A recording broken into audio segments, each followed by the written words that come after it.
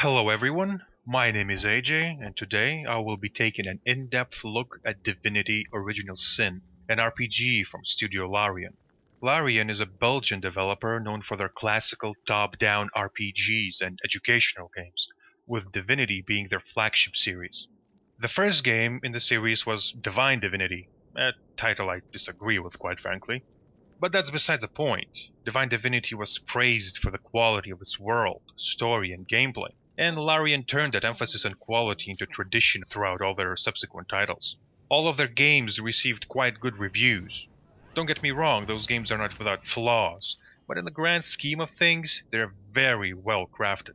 Original Sin is no exception. From the moment you land on the golden beaches of Seal, you're mesmerized by how it looks. It has this illustrative art style, hand-drawn with utmost meticulousness. Texture quality varies from location to location. Keep in mind, this is not a AAA title, even though they received more than $1 million in their Kickstarter campaign.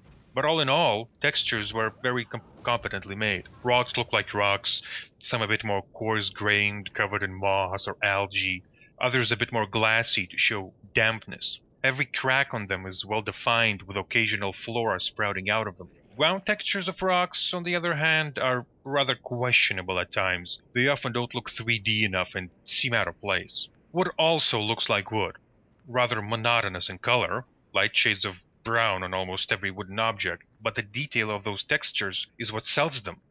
You know, those somewhat symmetrical yet uneven lines going along the entire length of wood, numerous cracks and deformities brought on by age or mishandling.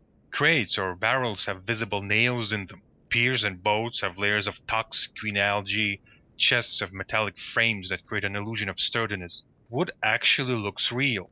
Fabric is the same way. You see every crease and every fold on it with its fluidity and looseness emphasized by how wind manipulates it. For a game on a strict budget, it all looks very real. What I loved the most about the look, however, was the color. Each color is saturated. Red on the army tents, yellow embroidery, blue and purple flowers, toxin green foliage, orange flames, all saturated and bright, providing this very welcomed liveliness to the world, even when it comes to dark themes. I've come across a few forum posts complaining about how bright the colors were. They wanted the game to be a bit darker, and these remarks made me a bit angry, to be quite frank. See, when it comes to criticizing visuals, for the past decade, gamers have done nothing but complain about how every single game looks brown. Yet when a truly colorful game comes out, people are still not pleased. It's like complaining is what they do for a living. From what I know, Divinity series never took itself too seriously. Original Sin is a prime example of that. Sure, they do explore complex storylines with dark themes, but they don't just myopically focus on that. There are plenty of lighthearted interactions between characters, funny and ridiculous quests to do, and the two main characters constantly make sarcastic or snarky remarks on whatever is happening at the moment. It's not afraid to be cheeky or silly. So, how exactly making the color scheme darker would have changed anything? Well, we'll leave that for the trolls. Speaking of narrative elements, this game has a lot of good, albeit limited writing, especially when it comes to world building. See, the world itself is really interesting. Seal, the very first big city you enter, is under siege by the undead.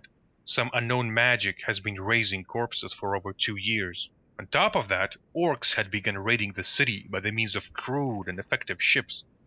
As if that was not enough, a new strange cult had emerged from the shadows, the Immaculate Church. And at cherry on top is the murder of a council member. These are all very global events. They affect you, they affect the world quite drastically, they affect other characters, but most importantly, they're integrated in a very organic way. None of them feel out of place or mismanaged. They belong, and you believe that they belong. What helps a lot is that all this information is not unloaded onto you all at once. You'll learn about these things gradually by interacting with NPCs. These can either be main story NPCs that give you a lot of information at once, or regular NPCs that just provide small hints. For example, regular citizens just allude to these big events. Oh, trading has been complicated thanks to all the undead, said a merchant.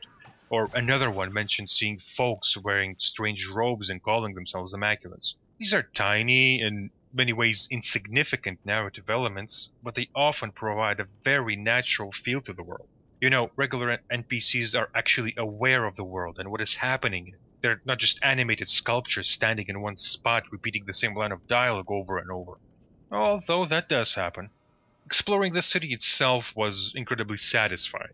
It was populated by quite a few enigmatic figures residing in thematically consistent buildings, and to my surprise, there were a lot of buildings to burgle. Oh, I mean, visit. Yes, visit. See, RPG towns and cities is a pet peeve of mine. So often, characters try to convince you that you are in a major city or town, yet when you go out and explore it, it's less than a settlement with but a few buildings in it. Remember Whiterun in Skyrim? You were told it was a major trading hub because of its location, and one of the biggest cities in Skyrim. And what did you find when you got there? Two or three shops, a hold, an inn, and a few houses. That's it. Around 10 buildings is what constitutes a city in Skyrim, or Dragon Age Inquisition. Haven was supposed to house the Inquisition, the entirety of it. When you wake up after the intro mission and walk through it, you see quite a lot of people there. Yet after further inspection, you find like 5 or 6 buildings there. That's it. It's not game breaking by no means, but it screws with your immersion in a big way. Scythiel, the very first city in Original Sin, is quite expansive. It has a small harbor with an adjacent storage facility, which is quite fun to rob, I might add. There is an inn with a few interesting characters, including animals. There are barracks, mayor's house, market, small outside theater, even a morgue and a cemetery. This town feels like an actual town, making it that much more charming. I was quite disappointed with architecture, to be honest. It being a fantasy world, I was expecting to see some interesting design decisions regarding structures, but I did not see any. Everything is classically medieval. Buildings look very plain and gray, mostly rectangular shapes made out of stone, and without much in a way of beautification.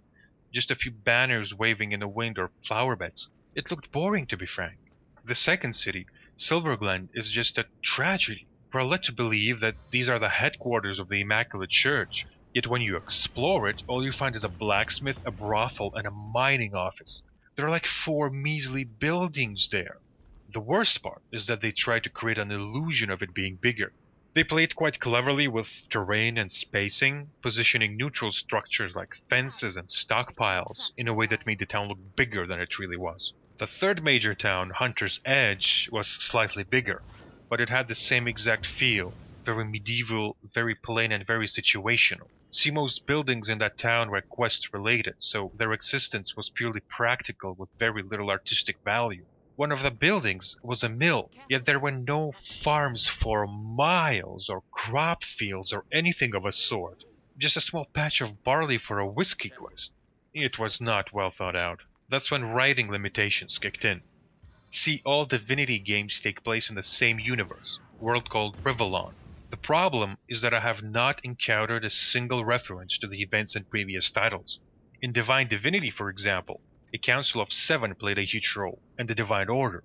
In Divinity Ego Draconis, you are a Dragonaut responsible for killing dragons. These are quite prominent historical events, yet I have not seen any references to them. I acknowledge that this might be my own fault, but I'm a rather meticulous player and yet I found nothing talking about past.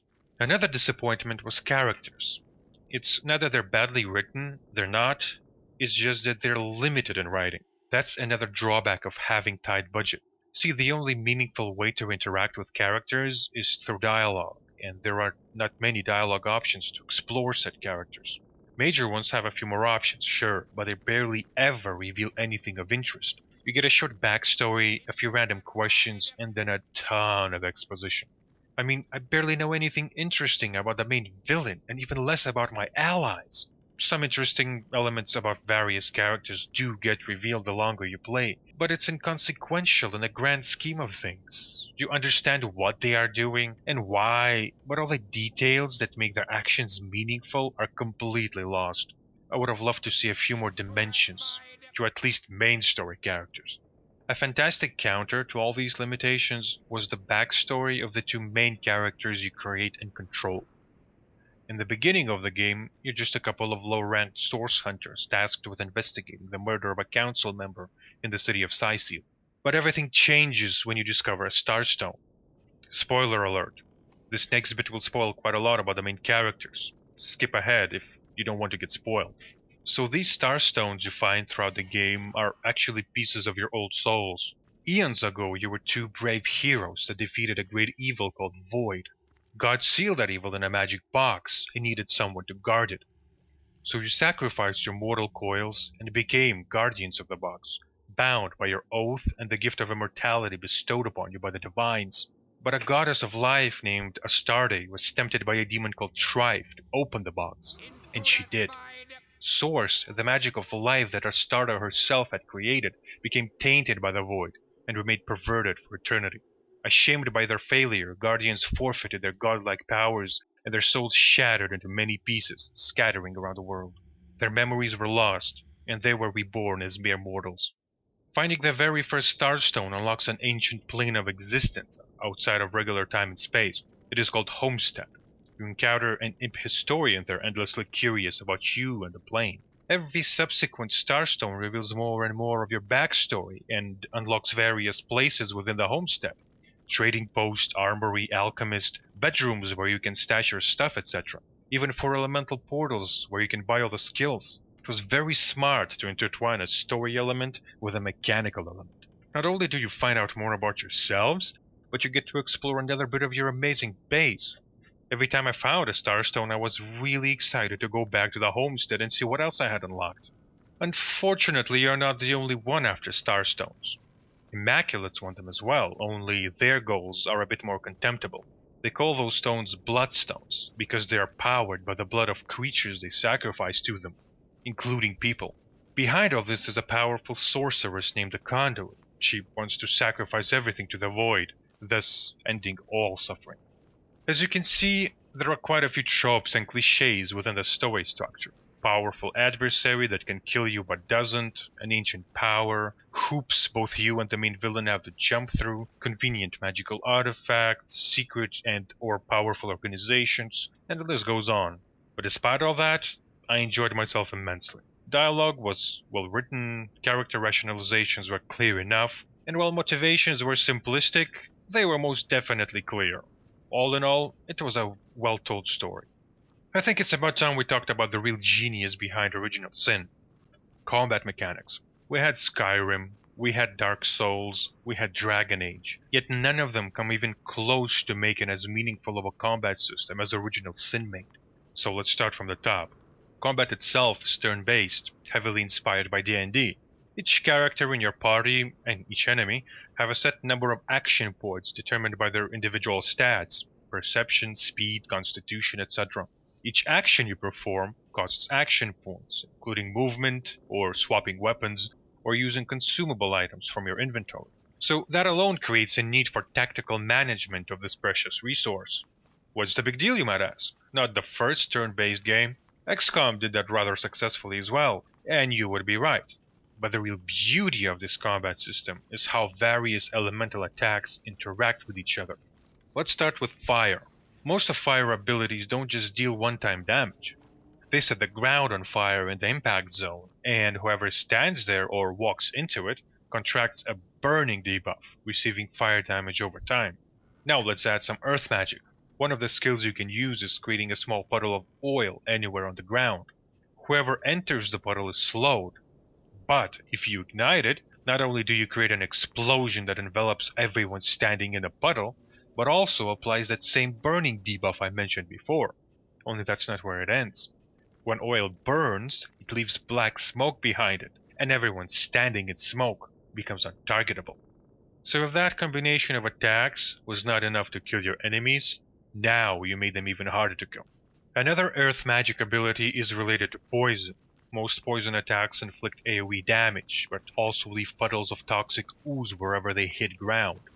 Those deal damage if you stand in them, but the beautiful part is that they can also be ignited. Only instead of smoke, they leave clouds of poison behind, and everyone who stands in it becomes poisoned.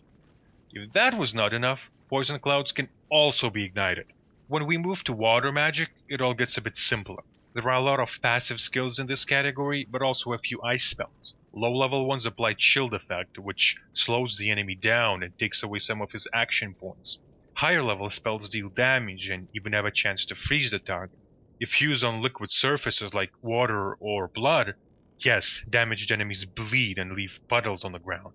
It freezes them, and everyone walking over these surfaces has a high chance of slipping, thus ending their turn. Air magic is pretty much exclusively lightning damage. No surprises there. It has a chance to stun enemies and electrifies liquid surfaces. Everyone that walks into an electrified puddle is instantly stunned for a few turns. As you can imagine, no battle is ever the same. Depending on the circumstances, every fight is vastly different. If you're in a small confined space, you will certainly avoid using AoE attacks and focus more on debuffs and status effects. If your opponents are mostly melee, you will certainly try to cut them off with a few lakes of fire or a gas cloud. If you're in a big open area, AoE is the way to go. Sometimes mages are useless, sometimes melee are useless, sometimes your own damage is not enough and you use the environment to aid you. Honestly, there are millions of ways to end a single battle, and that is brilliant. I ended up with 3 mages and a warrior in my party. Warriors have a lot of powerful buffs and debuffs, so make sure they have high initiative to go first, or at least second. Mages are all about damage, and while high level skills do a ton of it, they also require a lot of action points, so make sure to invest in them. In my opinion, 3 mage setup is a bit overpowered. Melee opponents could barely even reach them, and the ones that did were instantly slashed to pieces by my warrior. Ranged units are always squishy, so a few powerful spells and they're gone. This sounds quite easy, right? Well, it isn't. I'm playing on normal, and pretty much any encounter can cause a wipe if you don't plan properly. Buffs and debuffs are as important as attacks. Positioning is crucial. Being aware of your surroundings is key. I was blown up quite a few times because I didn't see an oil barrel next to one of my characters, or an enemy hiding in the bushes, or a bloody trap. There are quite a few layers to the combat system, and I loved every one of them. Tactical minds will spend hours on bigger fights. I know I did. In all honesty, I'm not very tactical, but I'm a min-maxer, and god did it piss me off when some of my characters had more experience than others because they died during a fight or two. Granted, it is my fault, but it forced me to think that much harder during fights. At times, you just stare at the monitor for 10 or 20 minutes figuring out how many action points it will take for every character to get out of range, or how much damage can I unload in a single turn. Managing action points turned into a science by the end of the game, and let me tell you, winning a relatively tough fight without taking a single point of damage is incredibly satisfying. And there's no mana. There is no bloody mana in this game. How amazing is that? But there also are a few issues. A more subjective one would be just how boring skills themselves are. If it's fire, we're talking about a fireball that deals small AoE damage, or a meteor shower, or a flare that deals single target damage. If it's water, then it must be an ice shot and all of its variants. With air, it's lightning strike and lightning bolt and change lightning, just extremely generic design that we see in most fantasy RPGs. And while I didn't like it, at the same time I understood that this kind of simplicity made it easier to manage your skills during combat. You knew exactly what they do and how they behave.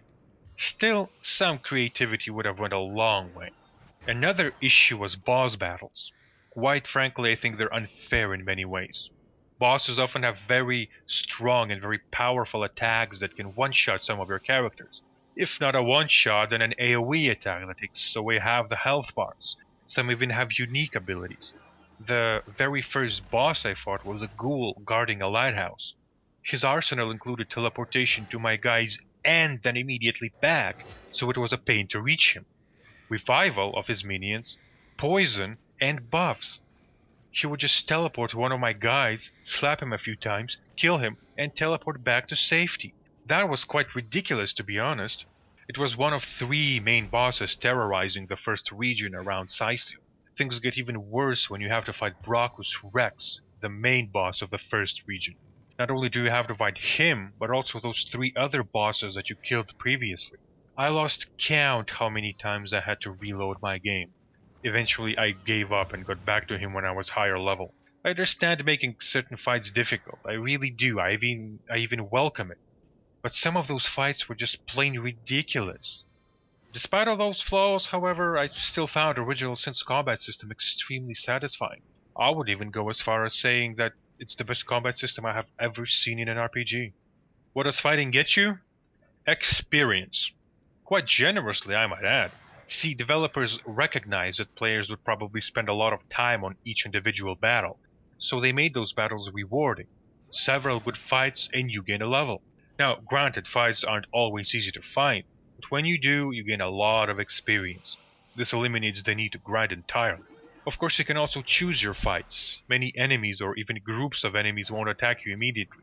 Instead, they will prompt a dialogue where you will be given several options to convince them you're on their side or just straight up fight them. If you choose diplomacy, you will have to win the most stupidly designed minigame in existence. Rock, paper, scissors. You choose one, your opponent chooses another, and you see who won. You get points for each one game depending on your charisma level. The one to get 10 points first, quote unquote, wins the argument. The problem with this minigame is that it's completely random, and you just can't do that. You just can't. Anyway, if you win the argument, that group is no longer hostile towards you and you don't have to fight it. But each one argument rewards your entire party with experience, quite a lot of it. So this gives you options on how to resolve conflict, albeit very limited options. It's either fight or talk. Still, better than no options at all. Of course, if you're like me, right after you get that sweet experience from the minigame, you position yourself and attack the group anyway. A win-win, right?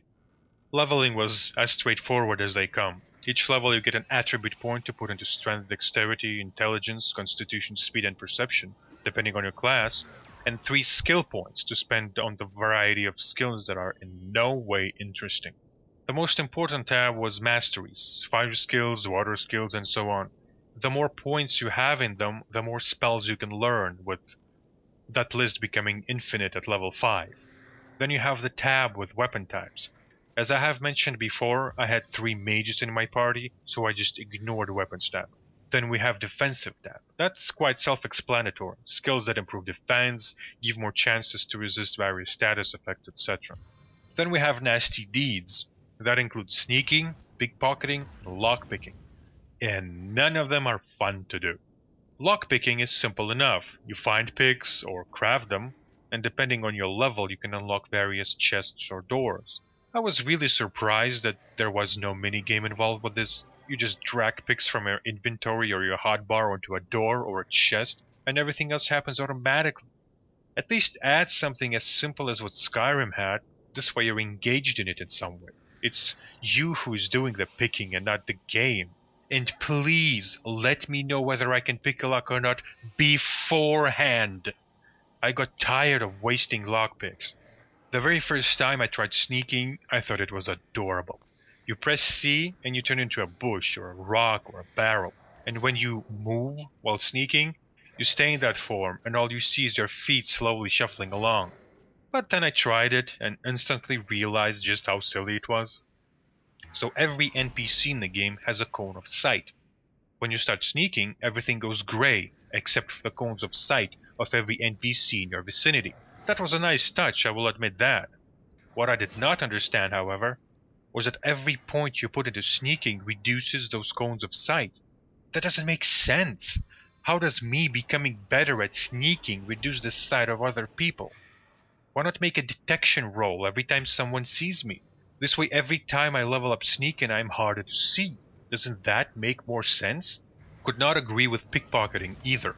So the amount you can pickpocket is limited to the cumulative value of everything you steal. You can see that displayed by a bar whenever you pickpocket someone. The more you take, the more that bar fills up, and if you go into the red, you get caught and a fight begins. I had 6 points in pickpocketing, and I could barely ever steal anything of value. If someone has a good item and you hover over it, the bar instantly shows that taking it will alarm the NPC. What's the deal with that? See, I always play thieves and rogues in these kinds of games. I enjoy slow, methodical gameplay that most sneaking mechanics provide. You pretty much get rewarded for your patience. Unfortunately, Original Sin did not provide me with that satisfaction. Pickpocketing was never rewarding or was stealing. Sure, you earned some gold, but apart from the first city, there are not many places to rob, so later into the game, that set of skills becomes pretty useless. Personality tab contains a lot of things you expect. There's charisma that I mentioned before, it is used in that silly minigame. Then there's bartering that you don't need. If you pick up even half of the things you find, you will have a ton of money. Then there's leadership. That's pretty much a passive buff that increases most of your stats. And then there's lucky charm, otherwise known as magic find. Self-explanatory, really. Lastly, there's a craftsmanship tab. For some reason, telekinesis is there. It's a skill of convenience. You pretty much pick up things at a distance. That's it. Then there's Lore Master. It's sort of a passive skill with dual purpose.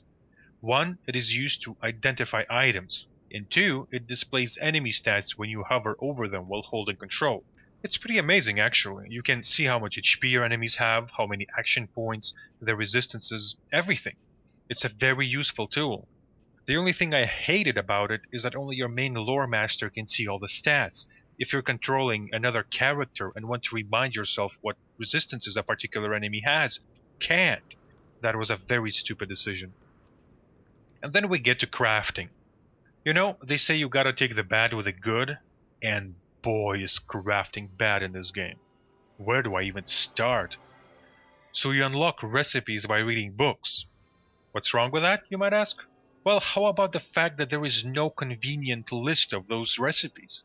Recipes get saved, sure, but by the names of the books and not their function. So when you open the list of recipes, all you see is a list of book titles you found those recipes in, and not the effects. Who thought this was a good idea? Then there is no thematic methodology to crafting. To smelt ores, you use a forge. To improve weapons, you use a grindstone. What do you use to craft? Nothing. You just open your inventory, drag one item onto another, and that's it. There are numerous herbs and plants and items you can use in crafting, but without a cohesive system and a unified interface dedicated to crafting, engaging in it is just endlessly frustrating. So looking up a recipe you need is useless. It's easier to open a wiki page. Then you need to find the items you need, hoping that those items are not scattered throughout your 4 characters, or even if you have them. Granted, most crafting items have ingredient written under them, but not all. Branches apparently are used to make staffs. I did not know that. No one told me that. Some items don't even have a defined use. I mean, do they expect me to just experiment with dozens of these ingredients? You don't find too many crafting materials, so you really want to use them efficiently. And some crafting materials share icons, like claw and sharp claw, or feather and fancy feather, or sinew and strong sinew. This is beyond annoying. It's inconvenient, it's ineffective, and it's just plain bad. Once every few levels, you get to pick a perk. You know, I wish they just gave me a few more skill points instead. Perks are unapologetically terrible, especially the initial ones. They are so boring and dull that often I didn't even bother spending them. You do unlock some good ones on high levels, but they're not as much interesting as they're just straight up practical, like increasing all elemental resistances by 50% or making you immune to environmental effects. There are very few perks, and most of them are rubbish. Just get Pet Pal perk on one of your characters to talk to animals, and you're set. Another thing you level up through social interactions are your character traits, like how romantic you are, or pragmatic, or bold, etc. Under certain circumstances, your 2 main characters engage in a dialogue, trying to resolve an issue, and you get to choose the outcome.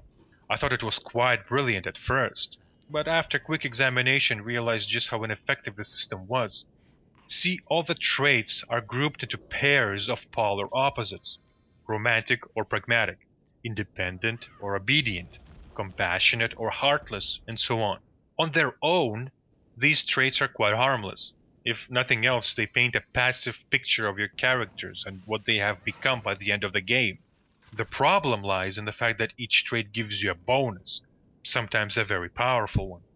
For example, if you are more spiritual, you get an immunity to fear. But if you pick the opposite, materialism, you get a single point in Lore Master. Of course you are gonna go with spiritual because you receive an immunity to a very nasty status effect. Same applies to most of these traits. There essentially is a right answer. So when these character interactions occur, instead of going with how you actually feel like, you go with the answer that gives you the best bonus. Granted, players that are into roleplay won't mind picking the quote-unquote wrong answer. But in general, the system is way too binary and mathematical to represent character traits. Another benefit of fighting is loot, and there's quite a lot of it. First type of loot is what I call passive loot. It's all the stuff you find in neutral places like towns and villages. You loot buildings, maybe pickpocket a few NPCs, although that does not give you much. You can take quite a lot considering the scope of the game. Paintings, cutlery, food, ingredients, etc. Selling all the borrowed stuff provided me with my initial gold. And here lies another problem this game shares with so many RPGs. Money doesn't have value. Vendors don't sell ingredients in bulk, so you can't really invest into brewing or crafting. You buy quite a few skill books in the beginning, but once you have them all, there's no need for them anymore. And you rarely find a good piece of equipment to buy. I accumulated a lot of money without a good way to spend it. Second type of loot, active, is what your fallen foes drop, and they drop everything from ingredients to equipment without any real consistency. Don't expect any major financial rewards from your fights, though. Most of the stuff you get goes straight into things to sell category. Thankfully, you can carry quite a lot thanks to the generous weight system. You don't have to go back to town every few fights just to sell your junk. Bosses, however, are an exception. They always drop some good stuff, and that includes greens and legendaries. So this is an RPG, which means we must have color-coded equipment. White is regular stuff. You usually sell it straight away. Then we have blues. Most of the time they have a single bonus on them, like a boost to resistances or an extra point toward your attributes or stats. Greens have 2 or even 3 bonuses on them. You'll be wearing a lot of those. And then we have brown, or is it gold? Bronze? Look, it's a very confusing color. That's the last tier of loot, and these items have a ton of various stats on them. You'll be excited every time you find one. Unless, of course, you found some of the exploits this game has to offer. Here's the thing. Early on in the game I noticed that merchants have finite amount of money, yet every time I returned to sell my stuff, their money was reset. Not only that, but their wares were reset as well. And that reset happens every time you level. Here's the best part. If you save before talking to a reset merchant, and you don't like what he has for sale, you can load the game and he will have an entirely new set of wares every time. That's how I got all the skills back when I re-rolled my characters. And that's how I got a ton of legendary stuff. Some merchants have occasional legendaries for sale, and if you load a few times, you will actually find them. Same applies to chests. If you found a good one, just save at it and reload the game until you find what you like. You even unlock a merchant in your homestead that sells 2 types of books. One that gives you an additional attribute point and one that gives you 3 more skill points. Every level that merchant resets. And you can buy those books over and over again until you reach max level, that is. From what I know, this is considered an exploit, and usually I don't pursue them. In this case, however, I was a bit more open-minded to the idea. See, during the first half of the game, I found 2 legendaries, maybe 3. That's it. And that frustrated me. There were quite a few dangerous foes to fight, and I had rather poor gear getting in the way of my victories. So I started saving and loading at various chests and merchants, and now I am very well equipped. I understand that many people will condemn that, but that was my choice. In my defense, items are not particularly interesting either. Their value lies in the amount of bonuses they provide, and those are just passive stat boosts. Some rings let you use certain low-level spells, or armors give you an offensive bonus, like attackers get instantly poisoned or frozen, or some other ailments along those lines, but in general, there was not much to gear design. So, what is my conclusion? All in all, this was a very enjoyable game. I haven't enjoyed an RPG this much in a very long time. Spent dozens of hours playing it, if not 100. Writing was decent enough, although I never got engrossed, to be honest. It was more of a glue keeping all the game mechanics in place. What kept me going is combat. I loved the combat system. Loved the complexity, loved the versatility, loved the different approaches to it. Even if everything else in this game was terrible, and it is not by any standard, I would recommend this game just based on that combat system alone. At least try it. There is plenty of space to improve the game. Crafting needs that badly. It's just too clunky and inconvenient to be interesting. Would like to see a few interesting perks added, maybe some unique bonuses on certain items to make them truly special, and a bit more polish in general. So, my name is AJ. This was an in-depth look at Divinity Original Sin. If you enjoyed it, please leave a like, subscribe, comment, Careful. and I Spotted a will see trap. you all next time.